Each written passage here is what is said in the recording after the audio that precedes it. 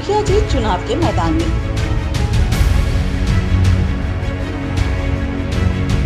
आज के कार्यक्रम में देखिए राजनगर प्रखंड के रघुनी देहत पंचायत की रिपोर्ट। हमारी चौथा स्तर की टीम पहुंची रघुनी देहत पंचायत। निवर्तमान मुखिया पूनम मिश्रा चुनाव के मैदान में। निवर्तमान और पूर्व मुखिया से खास बातचीत। मुखिया जी बताएं कितना किए पंचायत का विकास।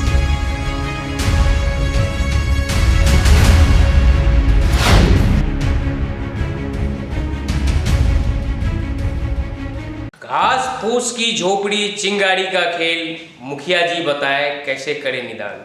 नमस्कार, मेरा नाम अर्जुन है। आप देख रहे हैं चौथा स्तंभ डिजिटल न्यूज। चौथा स्तंभ डिजिटल न्यूज के विशेष कार्यक्रम मुखिया जी चुनाव के मैदान में। आज के चुनावी यात्रा पर हम पहुंचे हैं राजनगर प्रखंड के रघुनी देहट पंचायत, एक ऐतिहासिक पंचायत। इतिहास के सुनहरे अक्षरों में पंचायत का नाम दर्ज है। खासकर मिथिला पेंटिंग के लिए मशहूर तो है ही, यंत्र पेंटिंग के लिए रघुनी देहट पंचायत काफ़ी प्रसिद्ध है, विख्यात है। यहाँ की तंत्र विद्या विश्व प्रसिद्ध है। मशहूर तांत्रिक यहाँ हुए स्वर्गीय इल्ली झा। आयुर्वेद के क्षेत्र में इस पंचायत का नाम काफ़ी उल्लेखनीय है, काफ़ी मशहूर है। खासकर नृसिंह मिश्र जैसे महान व्याकरणाचार्य यहाँ हुए। यहाँ वेदाचार्य भी काफ़ी बड़े लेवल के, स्वर्गीय दामोदर झा। हम इस पर कभी विस्तार से आगे चर्चा करेंगे। अभी तो हम निकले हैं अपनी चुनावी यात्रा पर। हम बात करेंगे यहाँ के निवर्तमान मुखिया पूनम मिश्रा और उनके पति हैं पूर्व मुखिया अनिल कुमार मिश्र। हम इनसे बात करेंगे चुनावी यात्रा में। हम इनसे बीते 5 साल के रिपोर्ट कार्ड पर भी चर्चा करेंगे। हम सबसे पहले आपका परिचय कराते हैं यहाँ के निवर्तमान मुखिया, रघुनी देहत पंचायत के निवर्तमान मुखिया पूनम मिश्र जी। मैम, आपका हमारे खास कार्यक्रम मुखिया जी चुनाव के मैदान में बहुत बहुत स्वागत है। धन्यवाद। हमारे साथ मेहमान के रूप में आए हैं रघुनी देहत पंचायत के पूर्व मुखिया अनिल कुमार मिश्र। हम आपका उनसे भी परिचय कराएंगे। अभी मेहमान के रूप में यहाँ के जो निवर्तमान मुखिया है पूनम मिश्र, उनके प्रतिनिधि के रूप में हमारे साथ बातचीत के लिए रहेंगे लंबे समय तक। हम इनका सबसे पहले आपका परिचय कराते हैं। सर, आपका हमारे खास कार्यक्रम मुखिया जी चुनाव के मैदान में बहुत बहुत स्वागत है। आपका भी ग्राम पंचायत रघुनी देहत में बहुत बहुत स्वागत है और मैं धन्यवाद देता हूँ कि आप हमारे यहाँ आए हैं। यहाँ मुखिया जी के साथ आपका कार्यक्रम तय हुआ है, जिसमें आप उनसे वसीयत बारी से सारी बात की जानकारी आप लेंगे, इसलिए बहुत बहुत धन्यवाद। अब हम कार्यक्रम को आगे बढ़ाते हैं, चलते हैं पंचायत में रिपोर्ट कार्ड। 5 साल का जो कार्यकाल है मुखिया जी का, उसके बारे में हम बातचीत करेंगे। सबसे पहले ये जो 5 साल का कार्यकाल है, उसमें मुखिया जी के लिए सबसे बड़ी उपलब्धि क्या है, हम उनसे जानना चाहेंगे। मैम, आपका ये जो 5 साल का काज रहा है, शानदार रहा है, उसमें आप सबसे बड़ी उपलब्धि किसे मानते हैं? नल जल और किसी से सड़क जी, पेंशन, गैस चूल्हा जी, मैंने ये सब काम तेजी से की है और जनता हमारी खुश है। CM 7 निश्चय योजना का जो काम है उसको आपने तेजी से किया है, खूब बढ़िया किया है और इससे आप अपनी उपलब्धि मानते हैं। जल योजना करके पानी आपने पहुँचा दिया है। अब हम आपसे बात करेंगे रिपोर्ट कार्ड पर। सरकार की विभिन्न योजनाएं, खासकर 7 निश्चय योजना। 7 निश्चय योजना के तहत आता है नल जल योजना। आपके पंचायत में सभी वार्ड में नल जल योजना यानी सभी वार्ड में नल जल योजना हो गया है, बहुत बढ़िया तरीके से, और सबसे पहले हो चुका है। मैंने पूरा जिला भर में सबसे पहले रघुनी देहत में नल जल योजना हो गया है। पूरे जिले में सबसे पहले 1 नंबर पर है रघुनी देहत पंचायत, मुखिया जी बता रही है।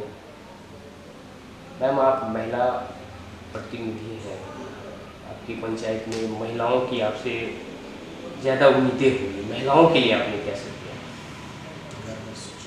घर घर शौचालय और वही सिलेंडर, गैस चूल्हा, धुआं रहित चूल्हा हुआ जी तो महिला लोग बहुत खुश है।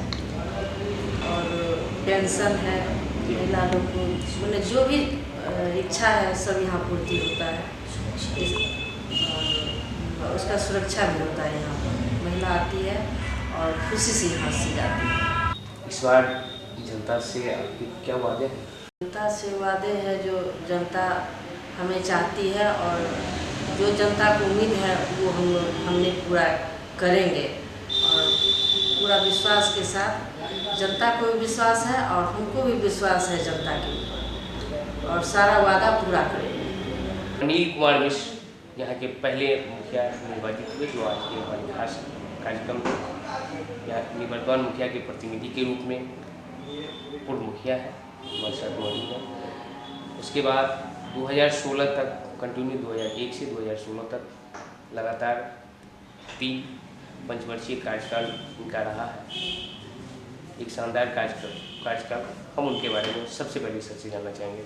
सर, आपका जो ये 3 पंचवर्षीय कार्यकाल रहा है, सबसे पहले आप अपनी उपलब्धि बता दीजिए। हमारी उपलब्धि तो विभिन्न क्षेत्रों में है, लेकिन सबसे खास बात हमारे यहाँ ये है कि हमने यहाँ शिक्षा के क्षेत्र में कुछ विशेष कार्य किया है। जैसे 3 प्राथमिक विद्यालय जो सबसे निचले समाज के सबसे निचले पायदान पर है, जो जिस जाति विशेष को पढ़ाई से विमुख माना जाता है। हमारे यहाँ एक मुसहर, हम लोगों के यहाँ एक मुसहर समुदाय है, अभी भी महादलित समाज है, जिसके बच्चे अभी भी पढ़ाई से विमुख हैं। इतना शिक्षा उनके वर्ग में नहीं है कि वो अपने बच्चों को स्कूल भेज सके। स्कूल भी काफ़ी दूर था। मैंने सबसे पहले वहाँ विद्यालय देने का काम किया। जितने भी हमारे महादलित टोले का कार्य है, वहाँ हमने विद्यालय बनवाया। प्राथमिक स्तर के 3 विद्यालय 3 टोला में स्थापित हमने नवसृजित करवाया।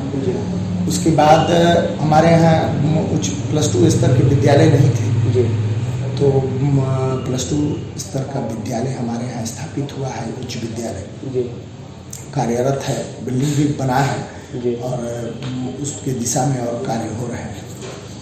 शिक्षा लाने के क्षेत्र में हमने जो प्रयास किया है और जो सहयोग यहाँ के समाज प्रशासनिक स्तर पर मुझे मिला है, यह हमारे लिए बहुत बड़ी उपलब्धि है। शिक्षा से वंचित समाज के जो लोग थे, खासकर महादलित समुदाय, उन मोहल्लों में जाके विद्यालय का निर्माण करवाना और शिक्षा से जोड़ना, और ऐसा काम करने में जो आप सफल हुए, इसे आप अपनी सबसे बड़ी उपलब्धि मानते हैं। विकास को लेकर आपने क्या सोचा अपने पंचवर्षीय? ग्राम पंचायत को बहुत साधन नहीं है जो सरकार देती है, उसके बदले हमको काम करना पड़ता है। तो जो जितनी भी बात सरकार के द्वारा कही जाती है या जो निधि उनके द्वारा ग्राम पंचायतों को हस्तांतरित किया गया, उसको 100% हमने यहाँ के धरती पर मूर्त रूप देने का कार्य किया है। वह चाहे नहर हो, चाहे तालाब की खुदाई हो, वृक्षारोपण हो, वहाँ से आप शुरू कीजिए। और गली गली आपके कार्यकाल में तो चूंकि फंड भी बहुत कम आ रही थी पंचायत में, तो उस समय तो नॉमिनल बहुत नहीं कहा जा सकता है उसको। फ्लो 2016 के बाद होता है। उससे पहले जो भी सीमित संसाधन हमारे पास सरकार द्वारा उपलब्ध कराई गई थी, हमने उसको धरती पर लाने का कार्य किया है। इसलिए हम आगे बढ़ते हैं। हम बात करेंगे मुखिया जी का, आप प्रतिनिधि के रूप में आए हैं, जो 5 साल का कार्यकाल रहा है, उसमें पंचायत की रिपोर्ट कार्ड पर हम बात करेंगे। बारी बारी से योजनाओं के बारे में आपसे जानेंगे।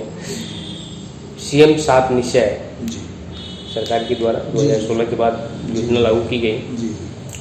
पहला आता है CM का महत्वाकांक्षी योजना है नल जल।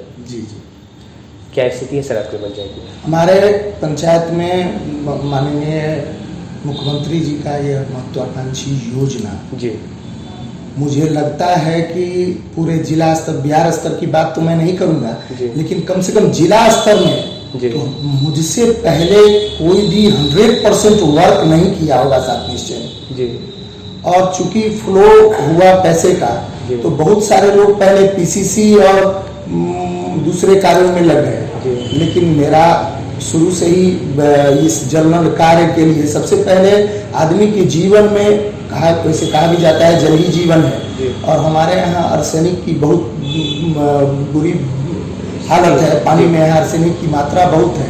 डीप लेयर का पानी अगर कोई समरसीबल से ही आता है, तो हमने 13 हमारे पास हमारे यहाँ ग्राम पंचायत रोहिणी में 13 वार्ड है, और 13 के 13 वार्ड में इस जिला में सबसे पहले हमने जल नल कार्य पूर्ण किया है, और हमारे यहाँ 13 वार्ड में अनवरत निर्बाध रूप से स्वच्छ पेयजल की आपूर्ति हो रही है। सीएम साहब निश्चय का ही एक दूसरी जो योजना है जल जीवन हरियाली। जी। जल जीवन हरियाली के लिए जो सीएम का कार्यक्रम है, उसके लिए पंचायत की उपलब्धि मुखिया जी के कार्यकाल में बीते 5 साल में मुखिया जी के द्वारा लगभग 10,000 पेड़ से 50 यूनिट तो कम से कम वृक्षारोपण किया गया। हरियाली तो हमने ला दिया। जल संचय की बात तो वैसे भी हमारा जो ग्राम पंचायत है वहाँ तालाबों की संख्या कम से कम 5-6 है, पर्याप्त है। और 2 नए तालाब का जल संग्रहण हेतु मैंने 2 नए तालाबों का निर्माण मुखिया जी के द्वारा करवाया गया है। 2 नए तालाब, और कई पुराने तालाब भी होंगे जो जीर्ण अवस्था में होगा, उसके लिए जीर्ण एक हमारे यहाँ जो तालाब था वो जीर्ण अवस्था में था, और बहुत पानी बहुत कम उसमें लगता था, और होता था कि जब चैत बैसाख का समय आता था मई जून का तो सूख जाता था। तो हमने इतनी गहराई करवाई है मुखिया जी के द्वारा मनरेगा योजना के अंतर्गत उसकी खुदाई कराई गई, और हमको लगता है कि 3 साल तक भी अगर बारिश नहीं हो तो उसमें पानी जल संचय रहेगा, जो सबों के लिए बहुत बड़ी एक उपलब्धि। उसके बाद है कि पश्चिमी कोसी नहर खोद के छोड़ दिया गया। बहुत जगह ऐसा हुआ कि भर गया, लोग भर दिए, लेकिन रिसेंटली अभी हम मुखिया जी के द्वारा एक मुहिम के तहत हमारे यहाँ जितने भी कोसी प्रोजेक्ट की योजना थे, नहर था, उनसे कोसी प्रोजेक्ट से आदेश प्राप्त कर मैंने सभी कच्चे जो नहरें, जो छोटा छोटा पाइन है उसका जो नाला खेतों तक गया है, मैंने सब मुखिया जी के द्वारा सब नालों का उराहीकरण करवाया गया है। अभी बारिश का पानी भी उसमें संचय होता है, जल संचय भी होता है, और लगता है कि जब गेहूं का बुआई का समय होगा तो उसी पानी से गेहूं की का जो सिंचाई है वो 100% होगा। अब बात होगी सर स्वच्छता अभियान। जी। एक महत्वपूर्ण पंचायत के लिए, पंचायत में भी दिया गया है पंचायत को कि आप अपने पंचायत को स्वच्छ मुक्त बनाएं। जी। उसके लिए हमारे यहाँ प्रत्येक घर में आपको शौचालय मिलेगा। ODF पंचायत कितने शौचालय बनाए गए आपकी पंचायत में?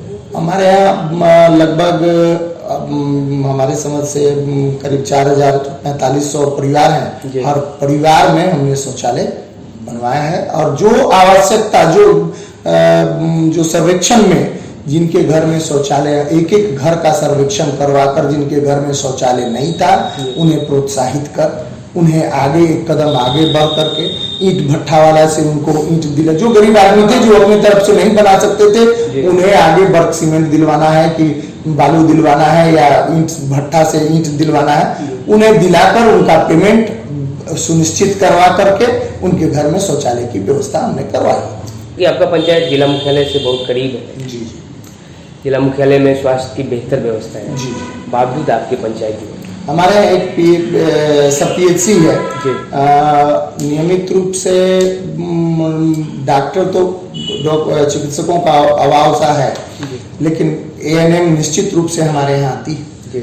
अभी टीकाकरण हो रहा है, अन्य टीकाकरण के साथ कोविड-19 का टीकाकरण 100% हमारे यहाँ है। जो लोग अभी बाहर से आते हैं पर्व त्योहारों में, वही लोग बाकी रह गए हैं, जो लोग नहीं लिए रहते हैं तो उनके लिए भी सब दिन माने प्रत्येक दिन हमारे यहाँ टीकाकरण अभियान है, और 100% हम हमारे यहाँ जो वैक्सीनेट लोग मिलेंगे। आपके पंचायत में स्वास्थ्य की मोटा मोटी व्यवस्था अच्छी है हमारे, क्या क्या? क्योंकि मुख्यालय नजदीक है, सदर अस्पताल नजदीक है, इसलिए जो ज्यादा बीमार होने पर लोग सीधे वहाँ मुख्यालय पहुंच जाते हैं। छोटे मोटे कार्य यहाँ होते हैं, एएनएम से जो व्यवस्था हो सकता है होता है। कॉल करने पर अगर हम पीएचसी खबर करते हैं तो हमारे प्रभारी चिकित्सक महोदय द्वारा यहाँ डॉक्टरों का दल भेज दिया जाता है। आप एक्टिव रहते हैं, स्वास्थ्य के प्रति जागरूक हैं, तो स्वास्थ्य की व्यवस्था हमारे यहाँ स्वास्थ्य संबंधी ऐसी कोई समस्या नहीं। एक आता है सर आवास योजना, सीएम सात निश्चय योजना के अंतर्गत, तो क्या लग रहा है कि आपके पंचायत में सबको आवास मिल चुका है या कुछ बकाया है? सही लाभुक तक यह योजना पहुंची है? आपके ये जो 5 साल का कार्यकाल रहा है, कुल कितने आवास बनाए गए? लगभग इस 5 साल के दरम्यान में 200 व्यक्तियों को, लगभग 200 से कुछ अधिक ही होंगे, जिन्हें आवास की सुविधा, जिन्हें प्रधानमंत्री आवास योजना के तहत आवास मिला है। और आप घूम कर देख लीजिए, हमारे यहाँ कच्चे मकानों की संख्या बहुत कम है, चूंकि परिवार बढ़ता है। अब इसको लिमिट नहीं कर सकते हैं, लिमिट नहीं, ये अनवरत, ये अनवरत। उसका परिवार बनेगा, उसके घर में बच्चे की शादी होगी, फिर उसका परिवार अलग होगा, स्वतः उसको आवास में जरूरत होगी, उसी अनुपात में फिर से अलॉटमेंट भी आएगा। वैसे हमारे यहाँ 99% जो योग्य लाभुक हैं जी, उन्हें आवास की सुविधा प्राप्त हो चुकी है, वो आवास पा चुके हैं। हमारे यहाँ आप ब्लॉक में देखिएगा कि रघुनी देहात का जब लिस्टिंग आप कीजिएगा तो वहाँ सबसे मोटा इसी का बुक मिलेगा। क्या हमारे यहाँ जो आवास मिला जी, वो मूर्त रूप से लोग घर बनाते हैं। मैं स्वयं घर घर घूमकर उन्हें प्रोत्साहित कर घर बनवाने का काम करता हूँ। सामाजिक सुरक्षा एक महत्वपूर्ण जवाबदेही है जी, मुखिया की, इसमें महती भूमिका है। जी, तो सामाजिक सुरक्षा योजना के तहत जी, कुल कितने पेंशनधारी होंगे आपके पंचायत में? और आपके 5 साल का जो ये कार्यकाल रहा है मुखिया जी का, कितने नए लाभुक को इसका लाभ दिया गया है? मुखिया जी के द्वारा लगभग 400 व्यक्तियों का, 400 से अधिक ही व्यक्तियों का अनुशंसा किया गया है। उसमें विभिन्न स्ट्रीम है, जैसे वृद्धावस्था पेंशन है, विधवा पेंशन, लक्ष्मीबाई पेंशन है, विकलांग पेंशन है। तो 400 व्यक्ति से अधिक, कुछ अधिक 400 से कुछ अधिक, लगभग 400 मानकर चलिए व्यक्तियों को इन्होंने अनुशंसा की है जिन्हें यह लाभ प्राप्त हो रहा है। और संक्षेप में मैं यह बात आपको कहता हूँ कि हमारे यहाँ एक भी योग्य लाभार्थी जिन्हें पेंशन मिलना चाहिए, चाहे किसी भी तरह का पेंशन हो, वो बाकी नहीं है। एक भी लाभुक वंचित 100% जो योग्य लाभार्थी है उनको पेंशन मिलता है। जी जी जी जी। खास सुरक्षा योजना, क्योंकि हर क्षेत्र में जैसे अपने आप को आगे रख रहे हैं, तो हमें लगता है कि खास सुरक्षा में भी आप पीछे नहीं होंगे जी। तो कुल कितने नए राशन कार्ड धारी जिसकी अनुशंसा आपने की, उनको जरूरत था खाद्यान्न सुरक्षा की, खासकर वैश्विक महामारी के दौरान लॉकडाउन में बहुत इसकी जरूरत पड़ी और सरकार ने इसकी वैकल्पिक व्यवस्था भी की। बहुत सारे नए लोग जो वंचित थे उसे लोगों तक राशन पहुंचाया गया। तो कुल कितने नए राशन कार्ड आपके द्वारा उसमें बनाए गए? मुखिया जी के द्वारा लगभग 200 के आसपास व्यक्तियों को नया राशन कार्ड मुहैया कराया गया है जो वंचित थे। और हमारे यहाँ 1719 परिवार को पहले से मिलता था। 200 मुखिया जी के द्वारा नया राशन कार्ड उसमें जोड़ा गया है जो योग्य थे, उन्हें दिया गया है। इसलिए हमारे यहाँ ऐसा एक भी परिवार नहीं मिलेगा जो योग्य है उन्हें राशन कार्ड नहीं है। अब जिनका परिवार अलग हुआ होगा, जो रिसेंटली अलग होगा, वही वंचित होंगे।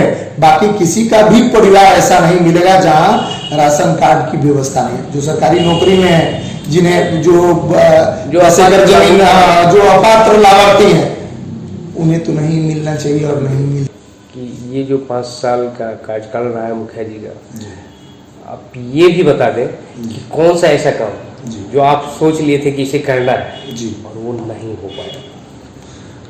देखिए, हम लोग का ध्यान मुख्यमंत्री 7 निश्चय योजना अंतर्गत गली नली को छोड़कर लगाया गया कि आप जो भी निधि है उसे पहले जल नल का कार्य पूरा करें। जी हम लोग जल नल कार्य में लगे, जी फिर भी उससे चूंकि वो थोड़ा जल्दी हमने पूरा किया, उसके बाद 17 पीसीसी सड़कों का हमने निर्माण किया, गली का निर्माण जी किया। लगभग 5 गली ऐसे थे जी जो बाकी रह गए, जो किसी टोला में किसी के घर तक जाता है, जी खरंजाकरण है जी, पूर्व का किया हुआ, उसका पक्कीकरण वो इसी उसका समय नहीं- पक्कीकरण नहीं हो सका, यह अफसोस की बात है। फंड के अभाव में, फंड के अभाव में अंतिम समय में, जी अंतिम समय में फंड के अभाव में नहीं हो सका। और आगे मुझे लगता है कि नया सत्र, मैं अगर चुनाव पुनः जीत कर आता हूँ, जी मुखिया जी का नया सत्र प्रारंभ होगा, जी। तो पहली प्राथमिकता होगी कि जो भी सड़कें, जो भी गली वंचित रह गया, जी जिसका पक्कीकरण नहीं किया गया, वह प्राथमिकता के आधार पर उसे पूरा किया जाएगा। जनता से कुछ नए वादे। देखिए, विकास के वादा करना अच्छी बात नहीं है, जी वो तो विकास की बात है, अनवरत बहता है। जी मुझे जो प्राप्त, मैं तो माध्यम हूँ, मुझे जो प्राप्त होता है उसे मैं मूर्त रूप में धरती पर लाता हूँ। और मुखिया जी द्वारा, या मैं उनका प्रतिनिधि हूँ, तो मैं कुछ ऐसे वादे कर लूं तो ये अच्छी, अभी कुछ कहा, ये ख्वाब दिखाना मेरा काम, सब जवाब मैं नहीं दिखाता हूँ, मैं काम करता हूँ और काम बोलता है। अब जनता की बारी।